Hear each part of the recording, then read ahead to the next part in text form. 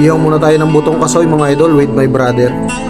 Ayan o, ihaw kami ng buto ng kasoy. Alam nyo ba to mga idol, buto ng kasoy? Alam nyo ba ang proseso kung paano ito lutuin? O ilalagay mo lang to sa kaldero idol. O kaya sa lata na sira. Tapos haluhaluin mo habang pinapapuyan mo.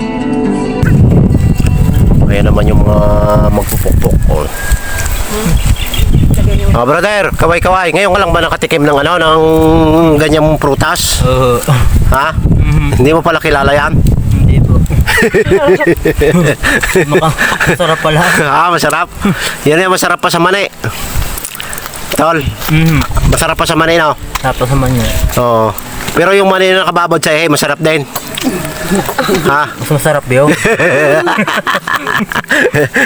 Mas masarap daw mga idol yung mani na nakababad sa ayan pa yan isang mga yan, kakain ng kasoy.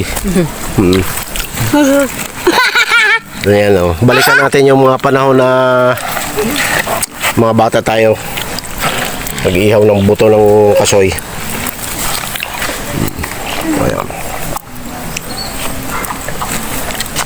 Ganyan kami noon eh.